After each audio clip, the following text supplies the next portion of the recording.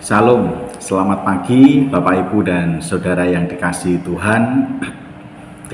Saya berharap Bapak Ibu Saudara semuanya dalam keadaan yang baik dan sehat dan tetap bersemangat menjalani hidup di tengah-tengah berbagai tantangan yang mungkin sedang kita hadapi.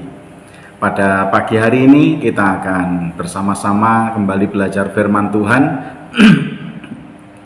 yang diambil dari 2 Raja-Raja pasal yang keempat ayat 8 sampai dengan ayat yang ke-17. Judul firman Tuhan pada pagi hari ini 3M kebahagiaan hidup. Ya, apa itu 3M kebahagiaan hidup? Ya, mari kita akan berdoa terlebih dahulu. Kita akan mohon pimpinan Tuhan. Bapa Surgawi, kami siap mendengarkan sabda firman. Kiranya Tuhan, Engkau membuka hati dan pikiran kami, Engkau akan mengurapi kami sehingga kami mengerti dan memahami akan maksud firman-Mu. Kami serahkan waktu kami dan seluruh hidup kami di dalam kuasa Tuhan Yesus. Kami sudah berdoa. Haleluya, amin. Saudara yang dikasihi Tuhan, ya, 3M yaitu menemukan, melengkapi dan menikmati kebahagiaan hidup. Ya, ini yang seharusnya menjadi moto dalam kehidupan kita semuanya, bahwa semua orang berhak untuk bahagia, siapapun kita, ya, berhak untuk menikmati kebahagiaan hidup mereka. Tetapi ukuran kebahagiaan itu ternyata tidak sama satu dengan yang lainnya, dan itu akan selalu berbeda-beda. Ya, perubahan-perubahan pun juga ada terjadi. Ya, ukuran kebahagiaan yang dulu dengan ukuran kebahagiaan sekarang pun juga berbeda. Ya, orang dulu berkata banyak anak banyak rezeki. Ya, mereka menganggap semakin banyak anak berarti akan tambah sukacita, tambah semarak, tambah bahagia. Tetapi untuk orang zaman sekarang ini, ya, mempunyai anak lebih dari 2 saja bagi mereka itu menjadi sebuah beban yang sangat berat. Ya, menghadapi kondisi yang tidak baik. Mereka tidak bisa bahagia kalau anaknya lebih dari 2. Itu pada umumnya, ya. Tetapi kalau mungkin yang secara finansial itu baik, ya, mempunyai anak banyak pun juga mungkin juga akan tetap bahagia. Tetapi itu juga bukan ukuran, ya. Dulu orang juga berkata bahwa kekayaan, harta itu menjadi ukuran dari suatu kebahagiaan. Nah, sekarang ini pun juga sudah terjadi perubahan, ya. Banyak orang-orang yang tidak mempunyai harta yang banyak tetapi hidupnya bahagia, ya. Jadi ukuran kebahagiaannya itu satu dengan yang lain berbeda, ya. Satu dengan yang lain tidak sama. Dan kita melihat di sini bahwa banyak orang yang sesungguhnya mereka belum memahami sepenuhnya tentang ukuran kebahagiaan, ya. Sebab semua itu tidak hanya ditemukan pada kekayaan, tidak hanya ada pada uang atau keluarga saja, tetapi juga melalui hal-hal di luar semuanya itu yang kita lakukan dalam kehidupan kita yang mampu mendatangkan kebahagiaan bagi kehidupan kita sendiri. Nah, kebahagiaan juga tidak ditentukan oleh orang lain, ya. Bukan orang lain yang akan menentukan kebahagiaan kita, ya. Bukan pula berdasarkan apa yang kita punya, melainkan kebahagiaan itu kita sendiri yang menciptakannya. Kita yang dapat menentukan. Tetapi selain itu juga ada faktor dari Tuhan yang menganugerahkan kepada kita suatu kebahagiaan, dan itu hanya diberikan kepada orang-orang yang dipandang Tuhan setia, yang dipandang Tuhan sungguh-sungguh menunjukkan ketaatannya kepada Tuhan, sehingga Tuhan mengganjarnya dengan suatu kebahagiaan dalam kehidupan mereka. Ya, tetapi ada kebahagiaan yang dapat kita ciptakan dalam kehidupan kita. Ya.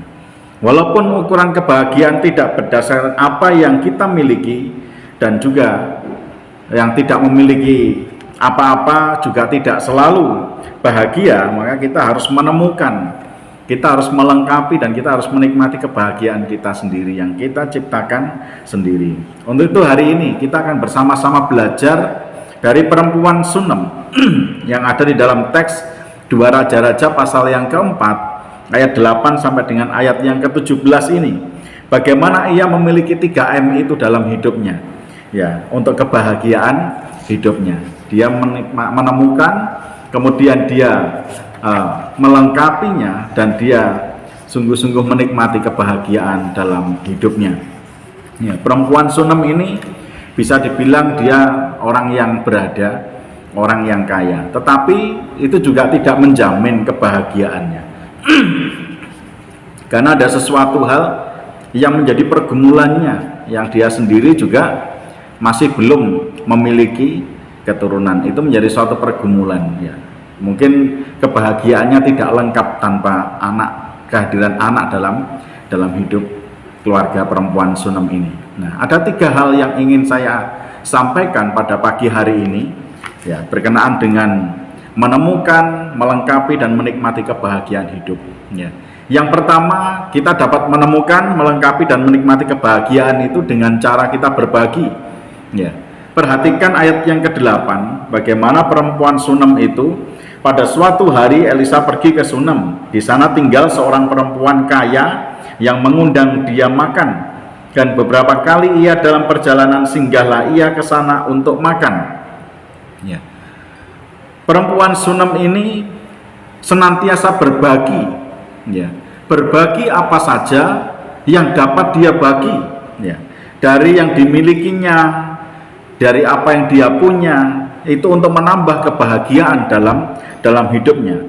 Hal yang dilakukannya ini memang secara spesifik ditujukan kepada seorang abdi Allah, ya.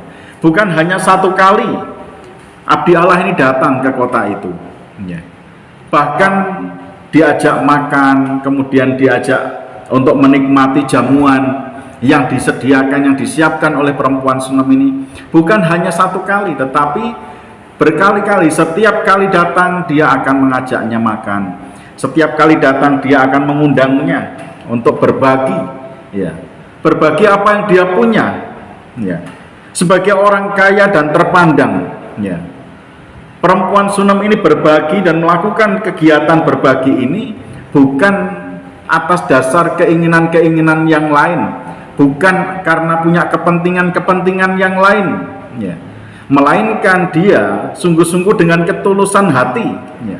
Dia tidak punya tujuan untuk apapun, ya. Sebagai orang yang kaya dan terpandang, ya, mungkin kalau dia dekat dengan seorang abdi Allah ini biasanya orang-orang yang dekat dengan pemerintahan, dengan kerajaan, dengan raja, orang-orang yang sangat dekat dengan para pemimpin, yang memungkinkan ada tendensi-tendensi yang lain, ya, yang memungkinkan ada kepentingan-kepentingan yang lain. Mengapa perempuan Sunem yang kaya dan terpandang di kota itu dia mengajak makan, kemudian berbagi dari berkat-berkat yang dia punya, ya. Tetapi rupanya bukan untuk itu, ya. Makanya ketika disampaikan di dalam ayat yang ke-13, ya, kalau kita membaca apa yang dikatakan di sini, Elisa telah berkata kepada Gehazi, cobalah katakan kepadanya, sesungguhnya engkau telah sangat bersusah-susah seperti ini untuk kami. Apakah yang dapat kuperbuat bagimu? Adakah yang dapat kubicarakan tentang engkau kepada raja atau kepala tentara? Jawab perempuan itu, aku ini tinggal di tengah-tengah kaumku, ya. Artinya bahwa dia melakukan itu dengan tulus. Dia tinggal di tengah-tengah kaumnya, artinya dia sebagai orang yang berada, dia orang yang punya, dia orang kaya, harta dia sudah punya semuanya, ya. Artinya secara lahiriah dia tidak kekurangan sesuatu apapun, dan dia tidak punya kepentingan apapun, mungkin berkenaan dengan bisnis, berkenaan dengan usaha dan pekerjaan apapun, ya, dan berkenaan dengan keamanan pun, sehingga ditawarkan oleh Elisa ini, ya, apa yang bisa aku perbuat, aku sampaikan kepada raja atau kepala tentara, ya.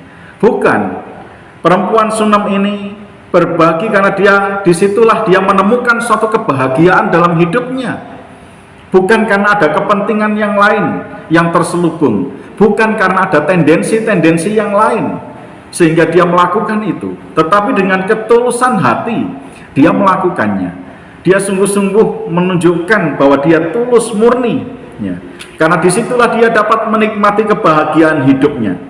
bukan untuk mencari hormat, bukan untuk mencari pujian, bukan untuk mencari rasa aman, bukan untuk mencari kelancaran dalam bidang usaha dan bisnisnya, ya, tetapi dia ingin sungguh-sungguh berbagi karena ini hal yang baik, dan di situ dia dapat menikmati kebahagiaan dalam hidupnya. Bagi orang beriman adalah suatu kebahagiaan untuk berbagi, karena hal ini merupakan implementasi dari iman yang hidup. Perempuan Sunem ini menunjukkan bahwa dia sungguh-sungguh orang yang beriman kepada Tuhan. Dia merasakan hidupnya telah diberkati Tuhan dengan kelimpahan berkat yang luar biasa. Ya, dia tidak kekurangan sesuatu apapun, tetapi dia mau berbagi di situ, dan dia ingin menunjukkan, ya, bahwa dia tulus melakukannya, terutama kepada hamba-hamba Tuhan yang sungguh-sungguh setia melayani pekerjaan Tuhan. Nah, perempuan Sunem ini melakukan hal ini, ya, karena dia di situ bisa merasakan kebahagiaan dalam hidupnya. Ya, dalam perjanjian baru pun kita sudah banyak belajar, berbahagialah orang yang memberi. Ya, bahkan dikatakan juga terlebih berbahagia memberi daripada menerima. Artinya ada satu kebahagiaan yang bisa kita rasakan di saat kita ini berbagi dengan siapapun, ya, terutama kepada orang-orang yang dipercayai Tuhan sebagai abdi-abdi Allah. Nah, saudara yang dikasihi Tuhan, disinilah kita bisa menemukan, kita bisa melengkapi kebahagiaan hidup kita, dan kita bisa menikmati kebahagiaan hidup kita dengan cara kita berbagi dengan sesama kita, berbagi dengan orang lain, berbagi dengan hamba-hamba Tuhan, dan berbagi dengan siapapun juga. Nah, kemudian yang kedua, ya, di dalam ayat yang ke-9 dan ayat yang ke-10 dikatakan, berkatalah perempuan itu kepada suaminya,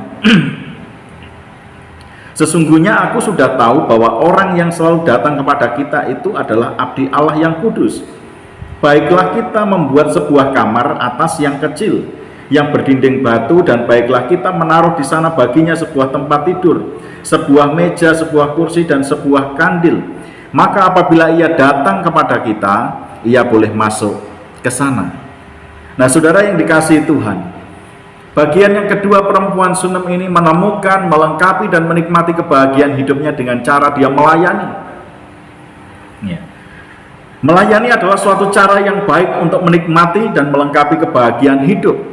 Tetapi jika kita melayani namun kita tidak bahagia ketika kita melayani, sepertinya ada sesuatu yang harus diperbaiki dari diri kita. Ada sesuatu yang miss, ada sesuatu yang salah. Ya. Mungkin kita mempunyai keinginan-keinginan yang lain, kita mempunyai maksud yang lain, ya.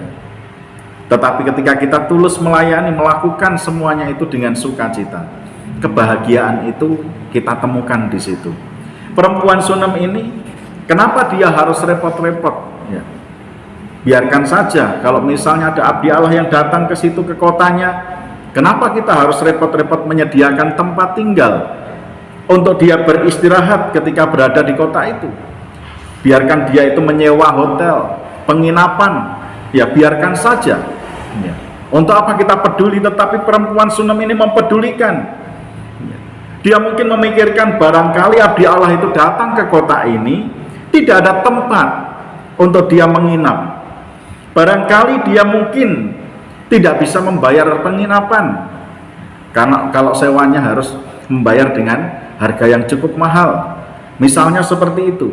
Sehingga dia mempunyai pemikiran yang sangat logis, baiklah kita membuat sebuah kamar atas yang kecil. Nah, ukuran kecilnya ini relatif, ya. Mungkin bisa saja ukurannya itu 3x3, 3x4, atau ukurannya seberapa, ya. Artinya suatu tempat yang mungkin cukup untuk menginap, untuk beristirahat bagi abdi Allah ini, ya. Ini jarang sekali ada orang yang memikirkan seperti ini. Hanya orang-orang yang berimanlah yang mau melayani seorang yang memang diutus oleh Allah untuk menjadi hambanya. Ya. Kadangkala ketika ada hamba Tuhan yang berkunjung, ya, saya baru saja bertemu dengan seseorang, ya, seseorang yang menurut saya sangat baik sekali. Ya. Dia membuat 2 kamar, ya, yang didesain sendiri, ya, cukup baik, mirip dengan hotel 2 kamarnya ini. Saya baru saja diajak melihat kamarnya itu. Dia berkata bahwa nanti kalau ada hamba Tuhan yang datang ke kota ini, saya sudah siapkan ya tempat untuk beristirahat. Ada 2 kamar yang bisa digunakan. Nanti saya akan siapkan tempat tidurnya yang seperti hotel. Kemudian saya akan siapkan televisinya. Saya akan pasang AC-nya supaya hamba Tuhan yang menginap di sini dia merasa nyaman. Dan kami sekeluarga sudah berkomitmen. Dia mengatakan seperti itu. Ya. Ini mengingatkan saya kepada perempuan Sunem ini. Ya.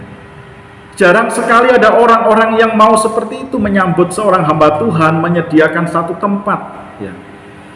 Karena tidak semua hamba Tuhan itu mungkin hamba Tuhan yang kaya. Ya. Mungkin ya mereka mau menginap saja biasa nyari tumpangan, mau menumpang di mana. Ya, kalau yang mau ditumpangi juga mereka tidak mau atau keberatan, rasanya juga tidak nyaman untuk beristirahat di tempat itu. Ya, tetapi saya melihat masih ada orang-orang yang demikian, ya, yang memikirkan ya suatu tempat yang disediakan yang bisa dipakai untuk siapapun nanti hamba Tuhan yang mau datang. Siapapun nanti mereka yang menjadi pelayan-pelayan Tuhan yang mau datang ke sini dan tidak memiliki tempat untuk menginap, ini bisa dipakai. Ya. Itu satu hal yang sangat luar biasa. Ya. Yang sungguh perlu kita pikirkan bersama. Apakah gereja kita juga mau menjadi berkat seperti itu? Kalau misal nanti ada hamba Tuhan, sehingga kita bisa menyediakan tempat, tidak harus menginap di hotel. Ya, kita bisa menyediakan tempat untuk menginap, untuk mereka beristirahat. Ya. Ini melayani. Disitulah kita akan menemukan satu kebahagiaan yang luar biasa. Nah, perempuan Sunem ini mengajarkan kepada kita melalui suatu keteladanan hidup bagaimana dia melayani seorang abdi Allah. Ya. Biasanya abdi Allah atau hamba Tuhanlah yang selalu melayani jemaat. Ya. Sekarang kita melihat ada seorang beriman yang menunjukkan bahwa tidak ada salahnya bagi jemaat untuk kembali melayani hamba Tuhan. Hamba Tuhan melayani jemaat, melayani secara rohani, memberikan makanan rohani, mendoakan, mengunjungi, kemudian melakukan pelayanan-pelayanan secara rohani. Ya, tetapi hal-hal yang bersifat lahiriah, ya, yang bersifat jasmani, ya, mungkin perlu ada imbal balik, jemaat yang menolong, jemaat yang ikut ambil bagian di dalam melayani hal itu. Ya, tidak ada salahnya bagi jemaat untuk melayani hamba Tuhan. Melalui cara inilah perempuan Sunem ini menikmati kebahagiaannya karena ia dipercayai Tuhan untuk ikut ambil bagian dalam pelayanan pekerjaan Tuhan melalui hamba Tuhan itu dengan cara yang bisa dilakukannya sesuai kemampuannya. Pada waktu saya merantau di Jakarta, beberapa tahun yang lalu, saya bertemu dengan seorang hamba Tuhan. Saya dekat dengan hamba Tuhan ini dan dia mengajarkan kepada saya. Ya, dia mengajarkan kepada saya, ya, ketika ada hamba Tuhan yang datang, dilayani. Ketika ada hamba Tuhan yang datang, siapkan tempatnya. Ya, saya menyediakan tempatnya, saya membersihkan kamarnya. Ya, saya membantu melayani, saya angkat barangnya. Ya. Ada beberapa hamba Tuhan pada waktu saya masih belum masuk seminari, ya, saya ikut membawakan barang-barang mereka, saya melayani mereka dengan sebaik-baiknya. Ya, rupanya di situ ada satu kebahagiaan yang bisa saya rasakan dalam kehidupan saya. Yang mungkin jemaat pun juga dapat merasakan hal itu, satu kebahagiaan yang luar biasa. Melayani orang lain adalah bukti dari kasih kita kepada Tuhan, bukti dari kepedulian sosial kita, dan bukti dari ketaatan dan iman kita kepada Tuhan, sehingga kita berbahagia ketika kita dapat melakukannya. Nah, ini yang dilakukan oleh perempuan Sunem ini. Ya, tentunya kita pun juga dapat melakukannya. Kemudian yang ketiga, ya, menemukan, melengkapi dan menikmati kebahagiaan hidup sebagai anugerah dan berkat dari Tuhan. Ya. Kalau tadi di dalam ayat yang ke-8, 9, ayat sampai dengan ayat yang ke-10, itu lebih kepada apa yang kita lakukan, ya, sehingga kita bisa merasakan dan menikmati kebahagiaan dalam hidup kita. Ya. Tetapi kita bagi orang-orang yang beriman, Selain kita menemukan dan melengkapi sendiri kebahagiaan hidup kita, ya, sesungguhnya ada suatu berkat yang dianugerahkan Tuhan kepada kita sehingga kita bisa menikmati kebahagiaan dalam kehidupan kita. Nah, dalam teks ini memang yang dibicarakan adalah perempuan Sunam ini, ayat yang ke-14 sampai dengan ayat yang ke-17. Kemudian berkatalah Elisa, apakah yang dapat kuperbuat baginya? Jawab Gehazi, ia tidak mempunyai anak dan suaminya sudah tua. Lalu berkatalah Elisa, panggillah dia. Dan sesudah dipanggilnya, berdirilah perempuan itu di pintu. Berkatalah Elisa, pada waktu seperti ini juga tahun depan engkau ini akan menggendong seorang anak laki-laki. Tetapi jawab perempuan itu, janganlah tuanku ya abdi Allah, janganlah berdusta kepada hambamu ini. Nah, ayat yang ke-17 ini seperti suatu cerita yang dipotong. Kemudian ya, pada waktu itu mengandunglah perempuan itu lalu melahirkan seorang anak laki-laki pada waktu seperti itu juga pada tahun berikutnya, seperti yang dikatakan Elisa kepadanya. Ya. Saudara yang dikasihi Tuhan, bagi perempuan Sunam ini, dia punya kekayaan, dia orang yang terpandang, dia tinggal di tengah-tengah kaumnya sebagai orang yang berada. Dia tidak kekurangan apapun. Dia bisa menemukan kebahagiaannya dengan dia berbagi dan melayani. Tetapi Tuhan melihat kesetiaannya yang sungguh luar biasa. Tuhan mau menambahkan, Tuhan mau memberikan kebahagiaan yang lebih lengkap dan sempurna kepada perempuan Sunam ini. Seorang anak laki-laki, suaminya sudah tua ya. Kalau secara logika nggak mungkin ya. Tetapi tidak ada yang mustahil bagi Tuhan, dan Tuhan sudah memberkatinya. Diberkatilah perempuan Sunam ini karena kesetiaannya kepada Tuhan, karena ketulusannya di dalam melayani ya. Karena hatinya penuh dengan kemurnian ya. Kebaikan-kebaikannya dibalaskan oleh Tuhan dengan suatu kebaikan-kebaikan yang luar biasa, dan ini melengkapi kebahagiaan hidupnya ya. Diberkati Tuhan dengan berkat yang luar biasa ya. Pergumulannya untuk mempunyai anak dijawab Tuhan. Tuhan memberikan seorang anak laki-laki sehingga kebahagiaan hidupnya bisa dikatakan jauh lebih sempurna. Nah, saudara yang dikasihi Tuhan, ada banyak cara kita menemukan, melengkapi dan menikmati kebahagiaan hidup kita. Tetapi belajarlah dari perempuan Sunam ini ya.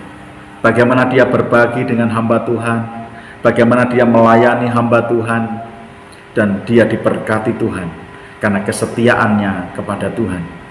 Setia pada perjanjian yang kekal yang Tuhan anugerahkan.